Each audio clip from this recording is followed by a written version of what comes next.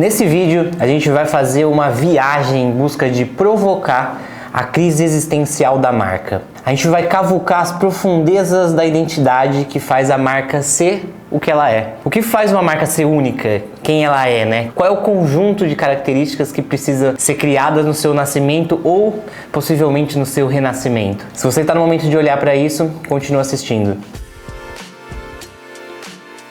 Antes de tudo, eu quero lembrar que esse vídeo faz parte da série que a gente está fazendo sobre marketing estratégico, em que eu estou passando por todos os 6 pilares que compõem a nossa metodologia aqui na Traction de marketing estratégico. E esse é o 5º vídeo do nosso pilar de marca, onde a gente vai falar sobre identidade. Quando a gente olha para a identidade de marca, dá para fazer um paralelo com identidade humana também. Por quê? Porque nossa identidade também é um conjunto de características particulares que possibilita a nossa própria identificação. E assim como nós humanos, que somos seres únicos, as marcas também têm que ser únicas. Por mais que sigam alguns padrões, assim, você vê marcas muito parecidas, né? Assim como você vê humanos muito parecidos, não existe, ou não deveria, né, existir uma marca igual a outra. E essa é a nossa primeira característica aqui, identidade. Toda identidade de marca é única e intransferível. Outro ponto é que a gente não muda de identidade com o passar da vida.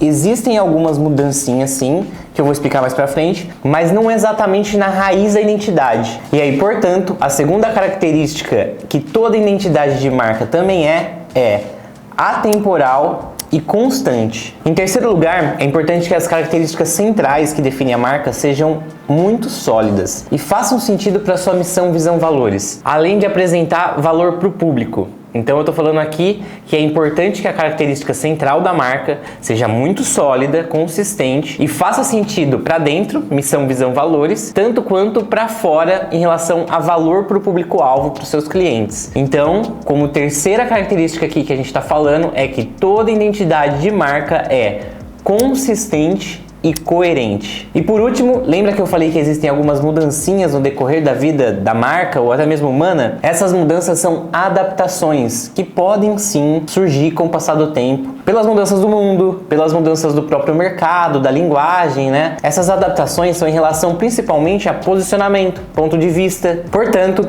como última característica aqui, é que toda identidade de marca é objetiva e adaptável. Uma linha de pensamento que resume esse último ponto é: eu continuo sendo o que eu sou, mas mudei alguns objetivos e visões da minha vida. E agora que a gente explorou os conceitos de identidade, a gente vai olhar um pouco mais para a prática disso. E eu gosto de olhar 4 frameworks, modelos de trabalho na parte prática que traduzem tudo isso que a gente está discutindo. Claro que dá para fazer um vídeo gigante para cada um desses frameworks que eu vou apresentar aqui, mas meu objetivo nesse vídeo é mais apresentar de forma ampla e mostrar como que eles podem ajudar. Os 4 frameworks que eu vou falar aqui são arquétipo, bem legal, tom de voz, brand persona e identidade visual. E o primeiro, para mim, o mais legal de todos é olhar para o arquétipo. O conceito de arquétipo, apesar do senso comum de parecer significar muitas coisas, na verdade é bem simples e concreto. São padrões, olha bem essa palavra, são padrões universais de comportamento, símbolos e imagens que residem no inconsciente coletivo da humanidade. Isso aqui, eu puxei esse texto diretamente do que Jung falava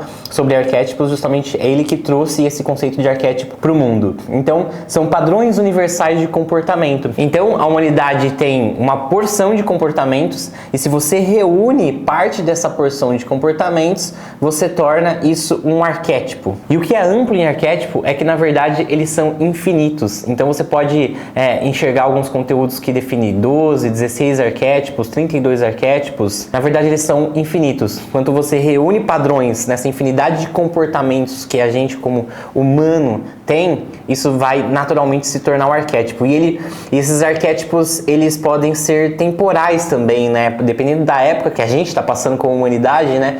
Um conjunto de comportamentos é mais comum do que outro conjunto de comportamentos. E aí, como isso é uma herança da humanidade, eles são, na verdade, uma herança psicológica, ou seja, resultam das experiências de milhares de gerações de seres humanos no enfrentamento das nossas situações cotidianas. Mas o que é importante do arquétipo arquétipo aqui pra gente. Os arquétipos mais padrões para quando você vai trabalhar marca, na verdade eles são 12 simplificados, né? Que muito provavelmente deve ser o que você já ouviu falar ou já conheceu alguns nomes. Esses 12 arquétipos não são de Jung, tá? Se alguém trouxer essa informação que esses arquétipos são de Jung, não são. Jung nunca definiu esses 12 arquétipos, isso veio de uma transformação de estudo e conteúdo que é muito mais ligado para marketing. E 2 desses arquétipos super conhecidos aí no nosso mercado são, por exemplo, o herói e, por exemplo, o fora da lei. São 2 arquétipos que trazem muitas marcas que a gente conhece. O herói, por exemplo, talvez o mais famoso exemplo de arquétipo de herói que a gente pode enxergar na internet é o da Nike. A Nike nunca fez, ou vai fazer, ou faz uma propaganda falando, por exemplo, sobre a promoção do tênis, liquidação do tênis. Ela sempre patrocina os melhores atletas do mundo inteiro nas suas modalidades e mostra o desempenho deles utilizando Nike. Então, na verdade, ele faz uma referência inspiracional, aspiracional ali do que é melhor, né? De como você superar todos os desafios para se tornar o campeão. Isso é muito arquétipo do herói, né? Esse entusiasmo de ser o melhor na sua categoria, de ser o melhor de todas as pessoas que fazem a mesma coisa que você. E o fora da lei, na verdade, ele é um contraponto, né? Ele é um antagonismo sempre do mercado.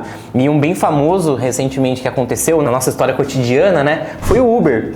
O Uber, ele veio com tudo contra ali, sendo fora da lei, contra taxistas, né, ou no mercado de táxi. Ele veio para enfrentar esse desafio, então ele foi um antagonista, meio que fazendo uma disrupção, né, como startup dentro desse mercado, assim também como a Nubank, né? A Nubank veio para dar de frente ali com os bancos, colocou os bancos ali como antagonista, e isso é bem fora da lei, né? Quando você realmente faz uma disrupção no mercado, quando você vai no contraponto do que está acontecendo ali, do que as pessoas estão acostumadas. Falamos bastante de arquétipo, agora vamos para o tom de voz. Essa definição de tom de voz também é amplamente conhecida aí, né, no mercado de marketing, e o tom de voz é sempre contrastante, comparativo, né? Ou seja, exemplos, o tom de voz ele pode ser mais engraçado ou ele pode ser mais sério. Um tom de voz mais engraçado, por exemplo, quando você está aprendendo alguma coisa, é o Duolingo. Ele mexe bastante com questão de personagem, questão de falas ali de uma forma mais tranquila, né? Um pouco mais casual,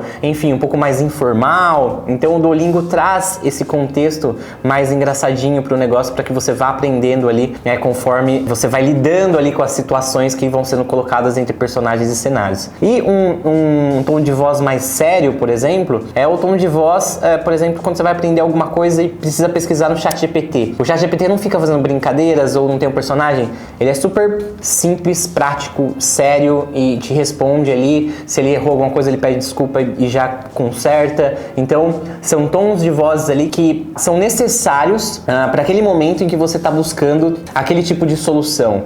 E o que eu quero dizer com isso? Que não existe certo ou errado, né? Acho que esse é o principal recado. A forma como você vai fazer seu tom de voz, ele é mais importante para a pessoa se identificar com aquilo, e existem milhares de grupos de pessoas que podem se identificar ou não. Tem gente que gosta, tem gente que não gosta de um tom de voz mais sério, tem gente que gosta de um tom de voz ou não gosta de um tom de voz mais engraçado. Então, assim, não existe certo ou errado. O mais importante é que um grupo se identifique com esse tom de voz, seja didático para a pessoa lidar com esse tipo de tom de voz e que você consiga resolver o problema dela no final. Existem alguns comparativos ainda de tom de voz, por exemplo, um tom de voz mais entusiasmado, né, onde a pessoa fica super com energia para poder te responder, ou mais prático, o que você perguntou ali responde, próxima pergunta, etc, que também é ali de necessidade, de momento, né? Às vezes você precisa de algo mais entusiasmado, principalmente grandes experiências ou ticket médios super altos ali, onde você precisa realmente receber alguma coisa a mais ali no seu tom de sensação,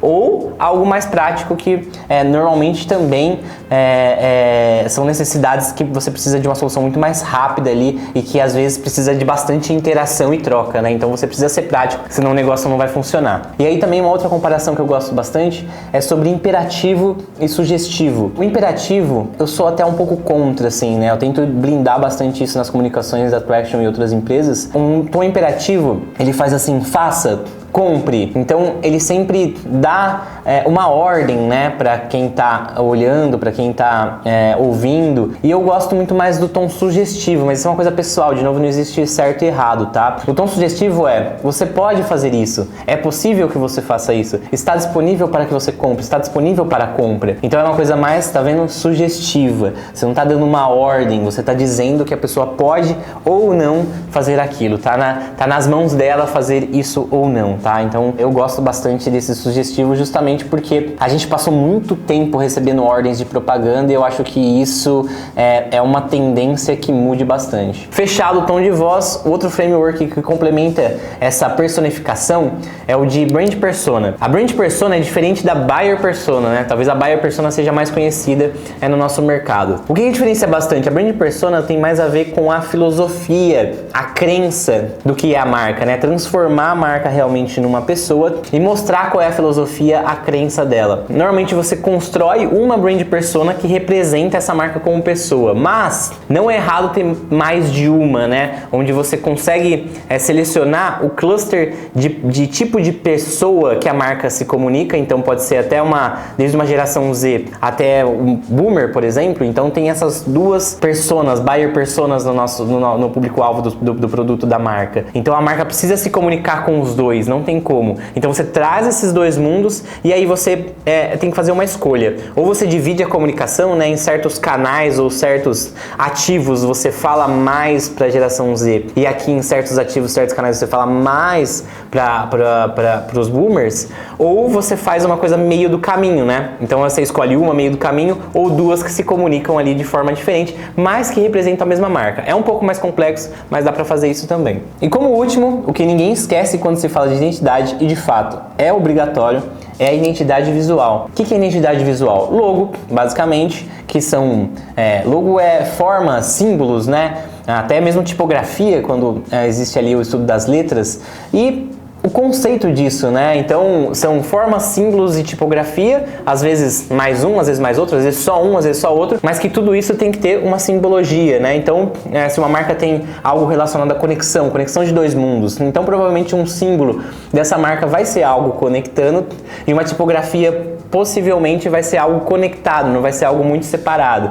Então tudo isso tem que significar alguma coisa. A humanidade sempre funcionou muito a partir de símbolos, né? Os próprios arquétipos que a gente falou no começo do vídeo são símbolos também que determinam padrões e é assim que a gente se comunica. Então o logo ali tem uma importância enorme dentro desse trabalho de identidade também, trazendo algo mais para o visual. E aí depois que você constrói esse logo, essa tipografia, esses símbolos, né? Você vai trazendo isso mais para o manual da marca que padroniza, né, a identidade. Então tudo que vai ser criado a partir de agora sobre essa marca vai ter a nossa identidade. Então quais são as fontes, quais são as cores, quais são os modelos de uso e aplicações. Então a identidade visual vai desde a concepção da simbologia do logo até um manual da marca que dita como tudo que vai ser criado sobre essa marca deve acontecer. Se você chegou até aqui no vídeo, eu espero que você tenha realmente gostado das informações passadas e que elas tenham relevância e prática para você conseguir fazer ou refazer a identidade da sua marca com mais propriedade e inspiração. E se você está acompanhando essa série de vídeo que a gente está fazendo sobre marketing estratégico, você pode recomendar para algum conhecido que possa se interessar também. Todo aprendizado em conjunto é mais valioso. Até o próximo vídeo.